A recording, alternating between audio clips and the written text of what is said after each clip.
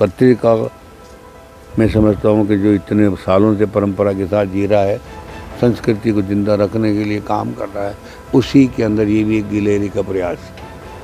विधायकों की नाराज़गी की चिंता भी नहीं करूँगा, ये आज आपको मैं कह देता हूँ।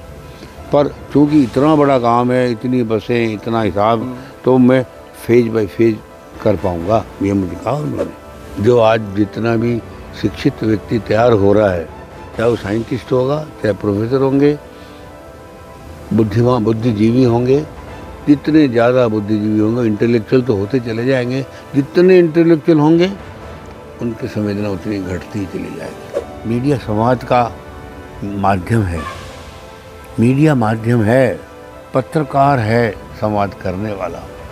वो सरकार का हिस्सा अगर हो गया तो वो पत्रकार नहीं है। मेरे जो आप सेतु थे 3 पाए के और जनता के बीच, तो आपने अपनी वो चादर समेट ली और सरकार की तरफ इकट्ठे हो गए, आप चारों एक जगह हो गए। नमस्कार दोस्तों, मैं हूं आपके साथ रूपेश मिश्रा और आप तमाम दर्शकों का मध्य प्रदेश पत्रिका में बेहद स्वागत है। दोस्तों, जिस वक्त में पत्रकारिता की विश्वसनीयता पर लगातार सवाल खड़े हो रहे हों, पत्रकारिता के नैतिक मूल्यों की आए दिन बातें होती हों, ऐसे दौर में देश के जाने माने पत्रकार, लेखक, विचारक, चिंतक और पत्रिका समूह के प्रधान संपादक गुलाब कोठारी लोगों के बीच में, देश भर में लोगों के बीच में जाते हैं और संवाद करते हैं। सबसे दिलचस्प बात यह है कि यह संवाद एक तरफा नहीं बल्कि 2 तरफा होता है। जनता के मन की बात भी जानी जाती है और उनके सवालों के जवाब भी दिए जाते हैं। इस वक्त हमसे बेहद खास बातचीत करने के लिए गुलाब कोठारी जी जुड़े हुए हैं।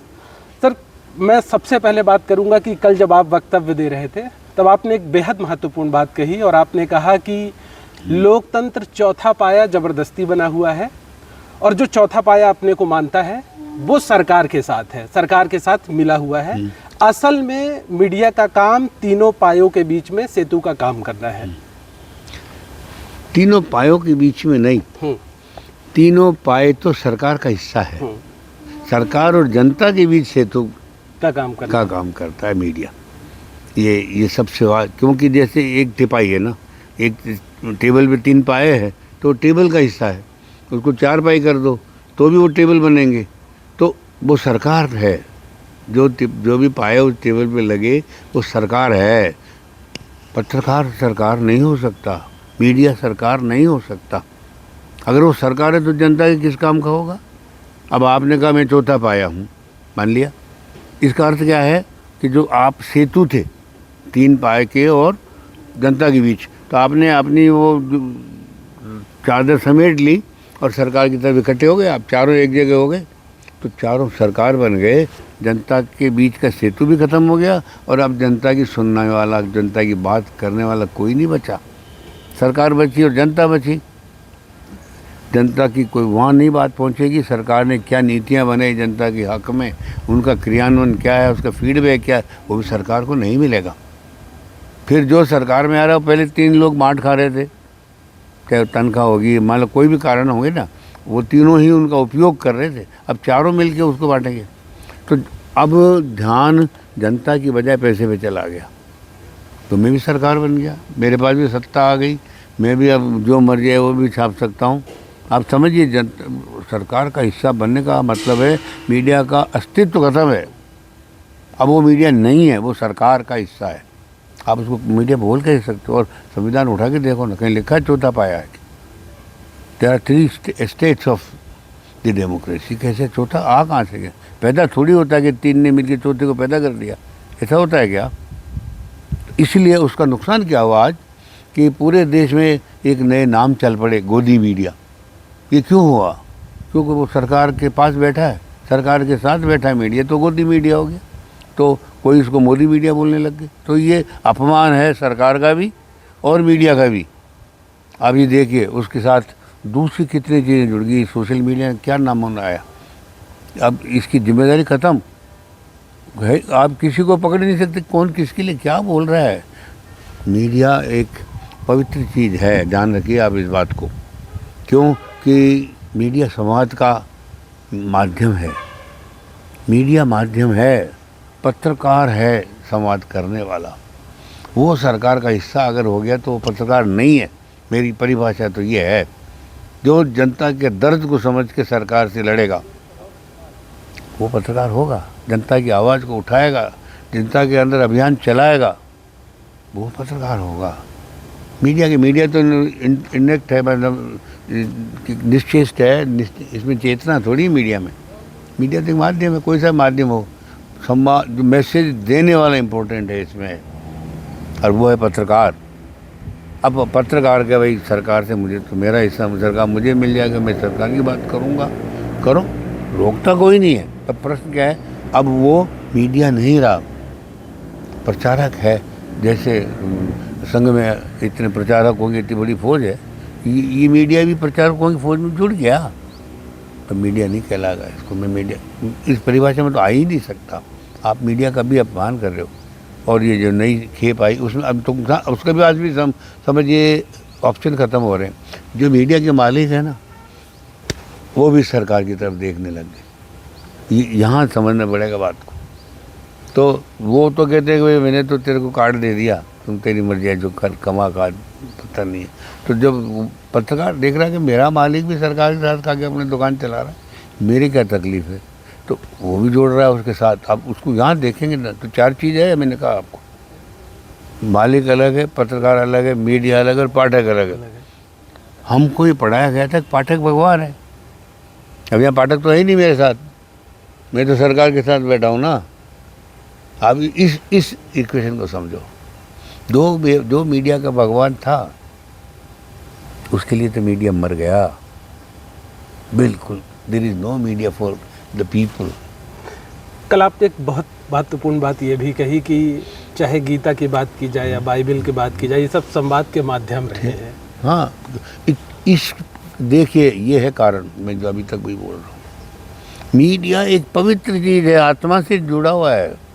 समाज शरीर तो चेतन नहीं है, जड़ है। समाज नहीं कर सकता शरीर, बुद्धि भी जड़ है, इनमें चेतनाएं कहाँ हैं।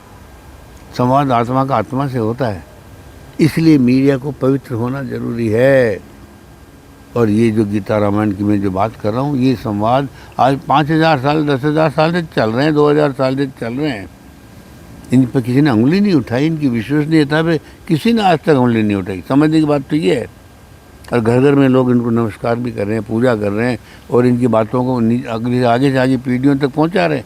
आज तक जिंदा हैं इनके संदेश।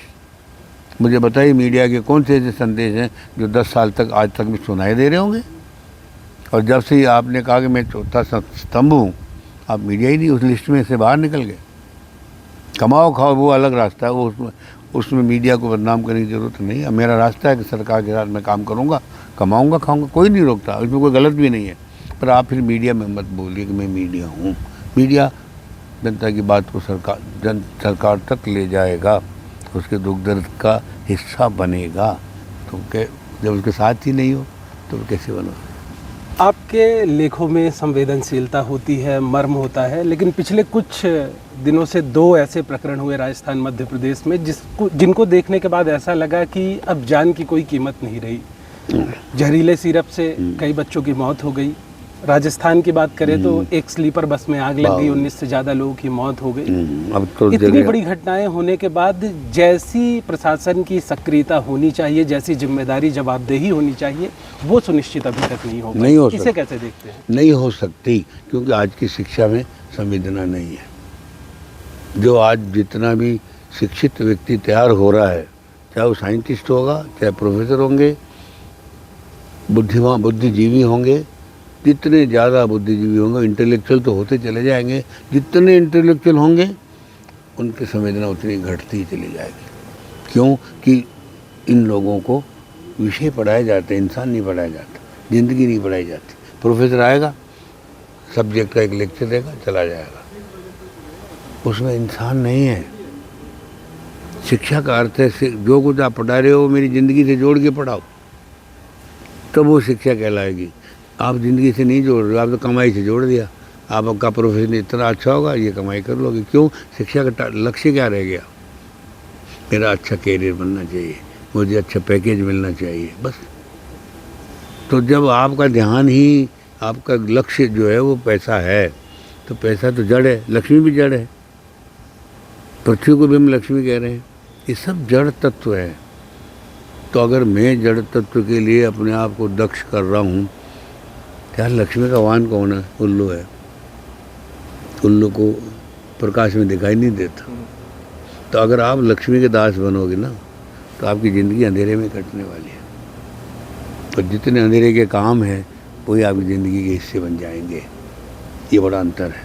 तो लक्ष्मी जब तक सरस्वती के आश्रय में नहीं चलेगी, उसमें प्रकाश नहीं होगा।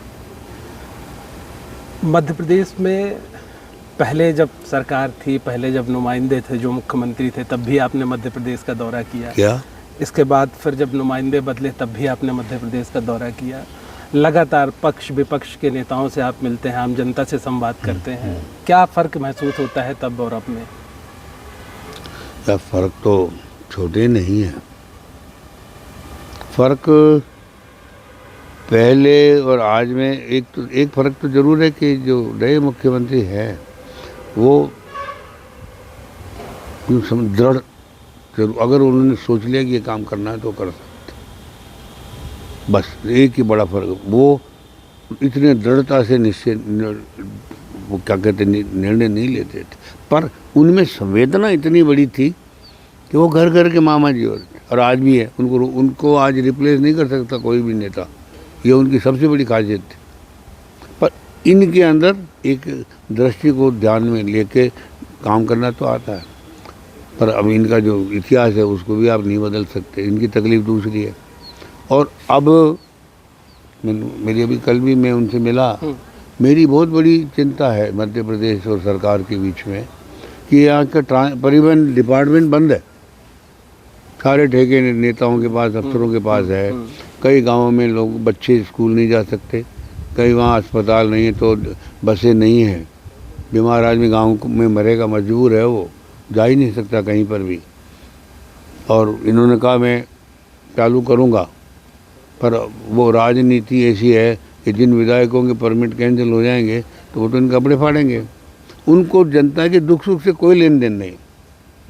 शाम को मेरे थैले में क्या आ रहा है, बस उतना सा गिनने वाला काम हो गया।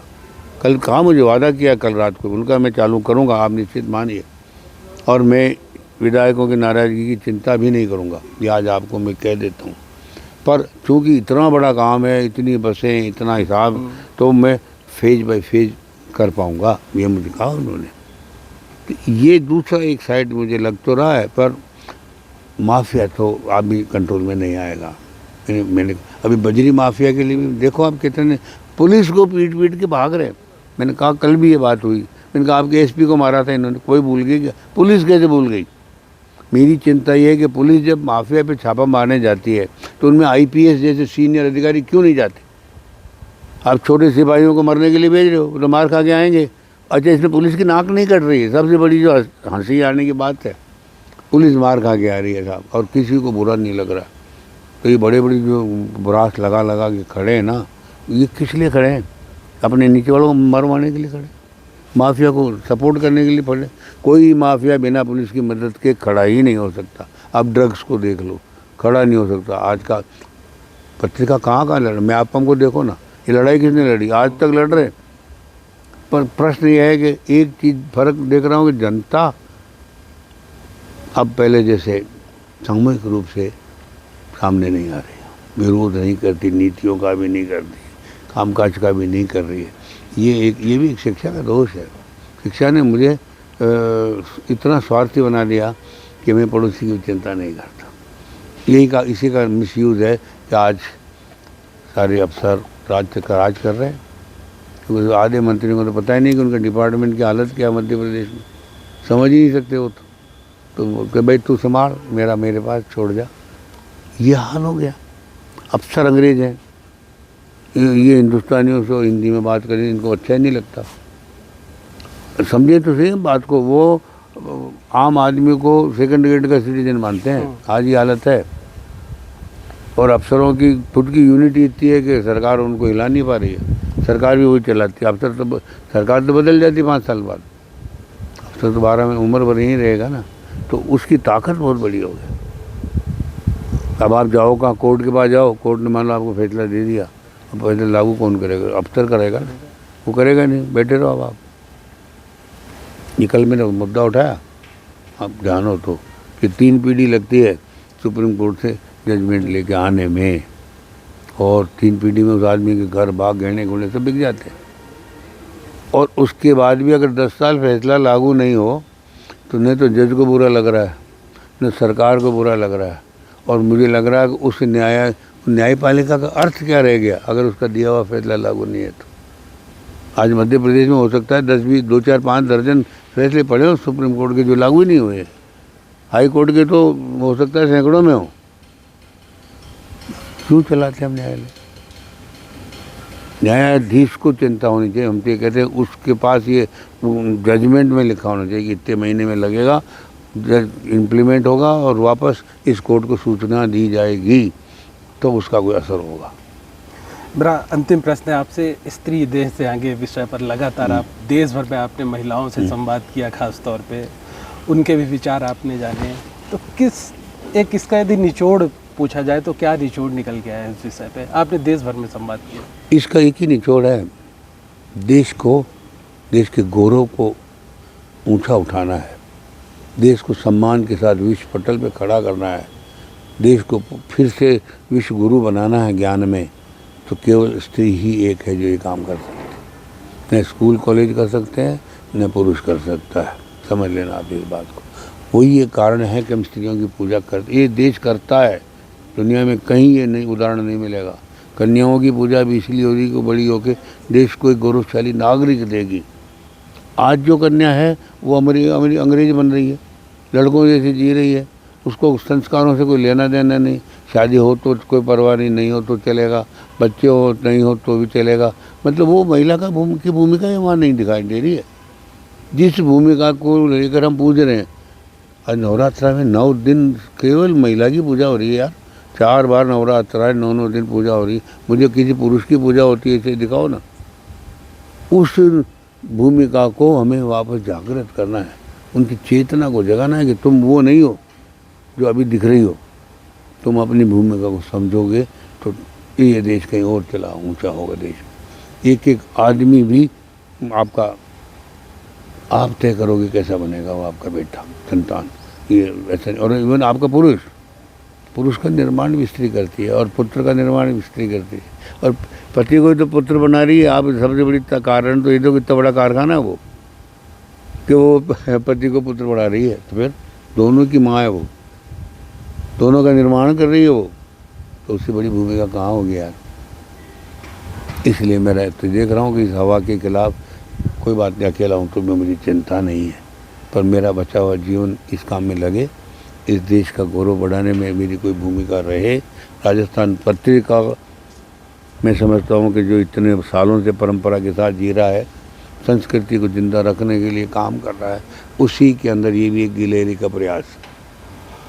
तो ये थे हमारे साथ पत्रिका समूह के प्रधान संपादक गुलाब कोठारी जी, जिनका साफ तौर पे कहना था कि मेरे जीवन का बचा हुआ हिस्सा देश के राष्ट्र के निर्माण, विश्व गुरु बनाने में समर्पित रहेगा। वरिष्ठ सहयोगी मनीष गीते के साथ मैं रूपेश मिश्रा, मध्य प्रदेश पत्रिका, भोपाल। नमस्कार।